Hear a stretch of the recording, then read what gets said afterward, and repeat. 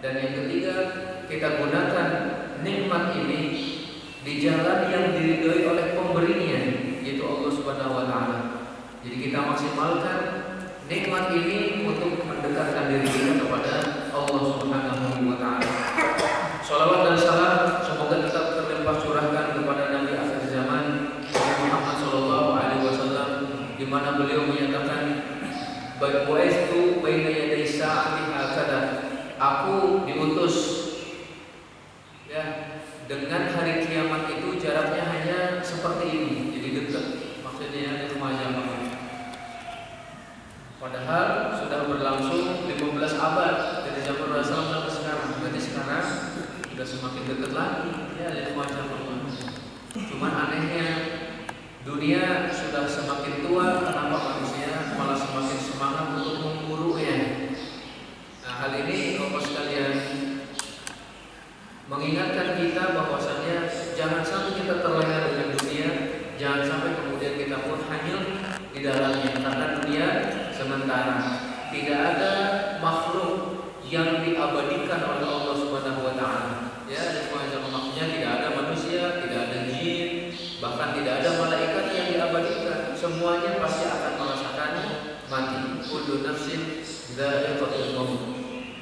Sampai Allah pun menyatakan, apa imitta fahumul khalidun.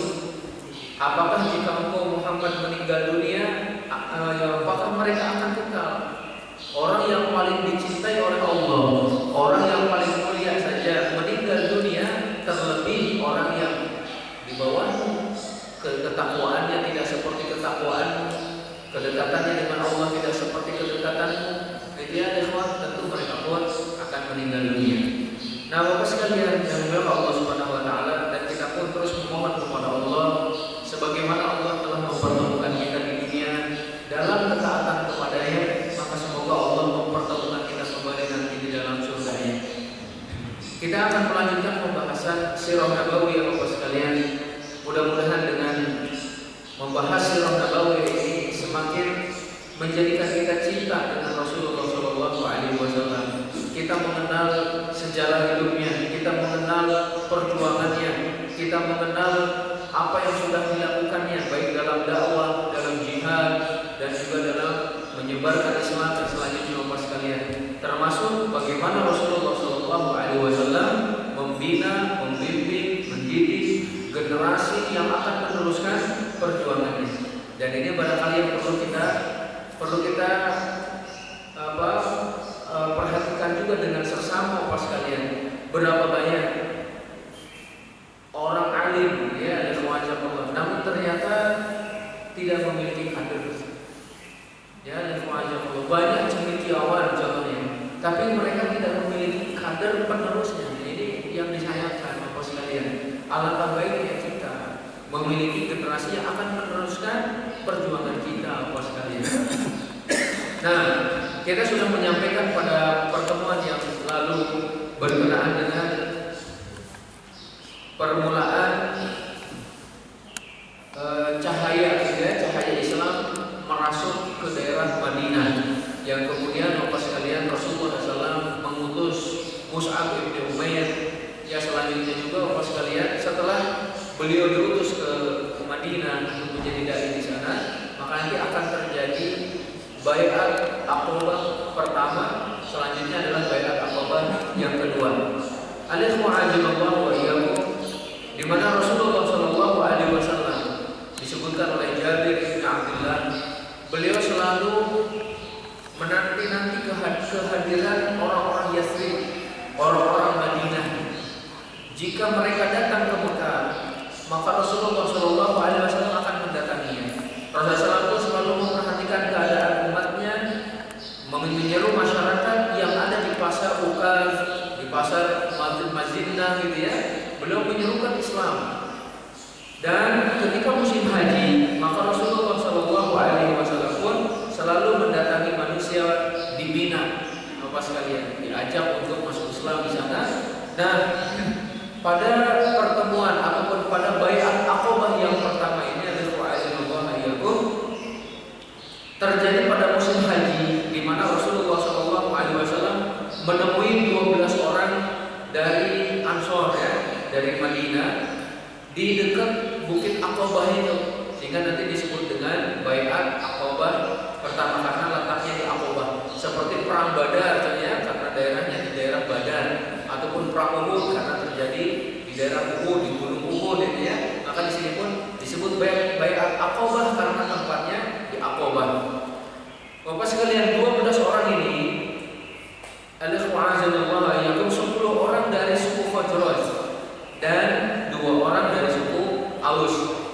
Jadi di Madinah ada 2 suku besar yang sangat terkenal, Khazraj dan Aus. Dan nanti Bapak sekalian yang maka Allah Subhanahu wa taala, kita juga mendengar bahwa antara 2 suku ini telah terjadi pertikaian yang begitu lama, begitu panjang, sekitar 120 tahun.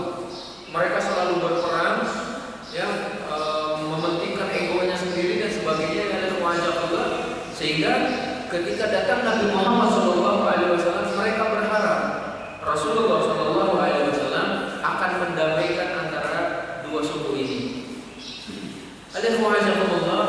Ubadah bin As-Samit, seorang sahabat mulia, dan ini adalah salah satu yang mengikuti Baiat Aqabah ya. Beliau menyatakan, aku termasuk salah seorang yang mengikuti Baiat Aqabah pertama, di mana jumlahnya adalah 12 orang, kata beliau. Ya. Rasulullah SAW membaiat kami dengan baiatnya wanita, kata beliau. Disebut baiat wanita karena Allah sekalian, di dalam Al-Quran Allah menyebutkan bahwa Rasulullah SAW membaiat wanita dengan isi baiatnya itu sama dengan isi baiat Aqabah pertama. Dan yang lebih terkenal disebut dengan baiat wanita. Isinya apa? Nanti kita akan lihat Bapak sekalian. Bahwa yang pertama untuk tidak menyekutukan Allah Subhanahu wa taala. Yang pertama, tidak menyekutukan Allah. Yang kedua, tidak mencuri. Yang ketiga, tidak berzina. Yang keempat, tidak membunuh anak-anak kami. Dan yang kelima, tidak melakukan perbuatan dosa, ya, perbuatan maksiat, baik dengan tangan ataupun kaki kami. Siapa yang melakukan hal tersebut, siapa yang melakukan dosa, kemaksiatan, maka perkaranya nanti akan dikembalikan kepada Allah Subhanahu wa taala. Jika Allah berkehendak, Allah akan mengampuni. Jika Allah berkehendak, maka Allah pun akan mengadabnya. Tentu hal ini adalah sesuai dengan keadilan Allah Subhanahu wa taala. Coba kita lihat sekilas saja ya, Mus'ab ibn Umair, duta Islam pertama yang diutus ke Madinah. Madinah pada waktu itu baru mendengar saja akan datang seorang nabi yang terakhir. Kemudian juga Bapak sekalian, suku yang ada di Madinah itu terkenal dengan kelembutan hatinya. Orang-orang Madinah itu lembut hatinya, Bapak sekalian. Ternyata nenek moyang orang-orang Madinah itu asalnya adalah dari Yaman. Masya Allah, dari Yaman, kemudian datang ke Madinah, sehingga Rasulullah SAW ketika kedatangan sahabat dari Yaman, ya, mereka ataupun beliau SAW menyatakan, atakum ahlul Yaman, gitu ya, akan datang ataupun telah datang kepada kalian orang Yaman. Abarruha quluban, ya. Jadi mereka wa'alyanuhum afidatan, ya, Rasulullah, bahwa orang Yaman itu adalah paling lembut hatinya, paling lunak jiwanya. Masya Allah, itu di antara keistimewaan orang Yaman. Dan saya pun pernah bertemu dengan beberapa orang Yaman dan masyayikhnya, para ulamanya lembut, perangi itu, Masya Allah ya, lunak itu, lemah lembut mereka itu. Kemudian ketika saya di Jeddah contohnya, menginap bersama orang Yaman, sekitar 2 minggu itu, 2 pekan kita bersama orang Yaman, kita mengetahui bahwa orang Yaman itu Masya Allah lembut-lembut seperti orang Indonesia barangkali di rumah Jawa. Maka orang Yaman datang ke Indonesia banyak diterima. Ada kesamaan barangkali ya di rumah Jawa. Orang Yaman itu murah senyum, pokoknya miriplah dengan kita itu ada kewajiban, dan mereka mudah menerima kebenaran. Maka ketika Mus'ab bin Umair dikirim ke Madinah Bapak sekalian, beliau berdakwah ke suku Khazraj dan suku Aus. Maka di sana ada ada pemimpin Khazraj, ada pemimpin Aus. Dan yang terkenal dari mereka adalah yang pertama Usaid ibn Khudair dan yang kedua adalah Sa'ad ibn Mu'ad. Disebutkan bahwa Sa'ad ibn Mu'ad dan juga Usaid ibn Khudair, mereka adalah pemimpin dari Bani Abdul Ashhar, ya. Mereka adalah pemimpin orang-orang musyrik karena waktu itu mereka belum masuk Islam, mereka masih musyrik. Walaupun mereka hidup berdampingan dengan orang-orang Yahudi. Jadi nanti ada dua kelompok, ya. Ada Yahudi yang mana mereka adalah ahlul kitab, mereka punya ilmu dari kitab-kitab sebelumnya, baik dari kitab Injil, Taurat, Zabur. Ada orang musyrik, mereka menyembah berhala Bapak sekalian. Terkadang terjadi peperangan antara orang musyrik dengan orang Yahudi, dan orang Yahudi kalah sehingga mereka orang Yahudi mengancam pada waktu ini ataupun zaman sekarang adalah zaman diutusnya Nabi yang terakhir. Kami akan beriman kepada Nabi tersebut dan kami akan memerangi kalian, wahai suku Khazraj dan Aus, seperti Nabi-Nabi memerangi kaum Ad dan kaum Iram, akan dibinasakan walaupun jumlahnya banyak. Dengan datangnya Mus'ab bin Umair ke Madinah menyerukan Islam, orang-orang mendengar, jangan-jangan ini Nabi yang terakhir. Ini adalah ajarannya,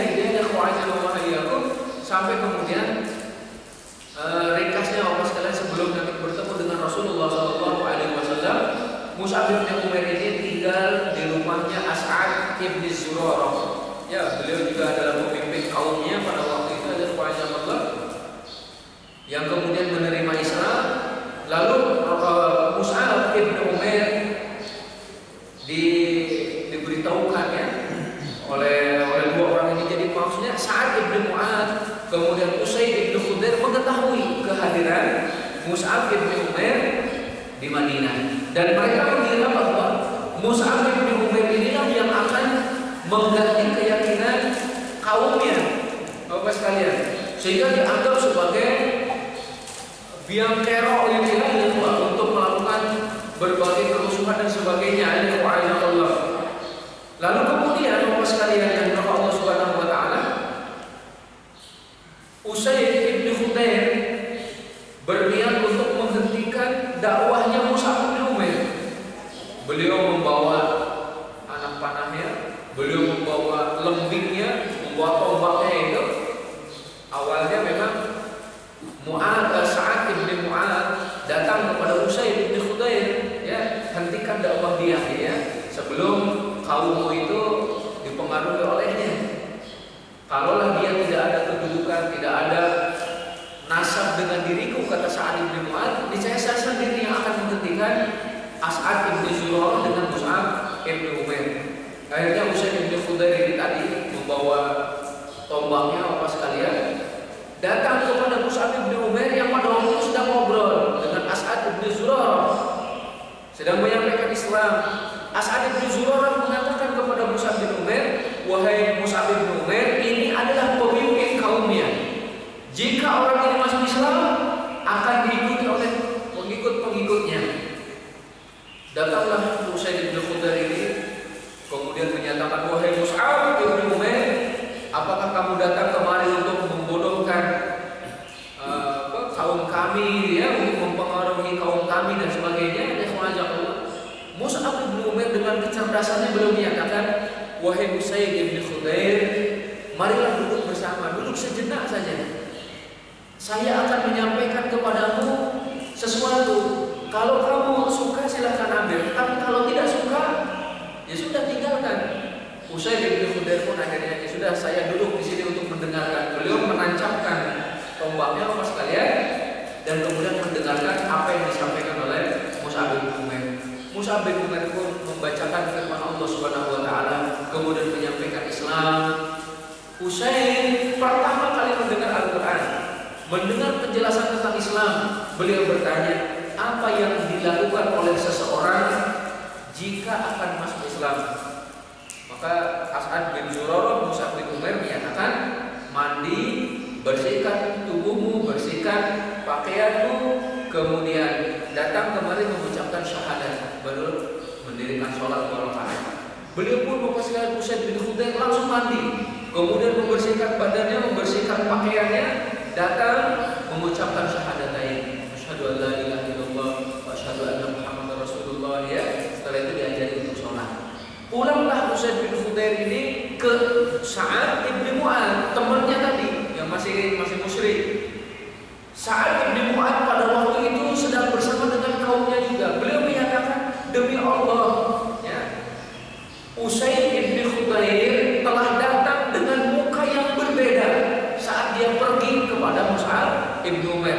Pergi kepada Mus'ab bin Umair dengan wajah penuh murka, ingin membunuh. Itu ada wajah Allah dengan penuh kemarahan dan emosi. Tapi ketika pulang wajahnya tenang, wajahnya bercahaya, Allah sekalian.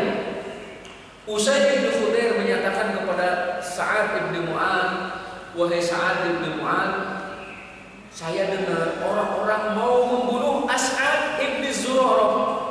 Ini hanya cara daripada Usaid bin Khudair saja, ya.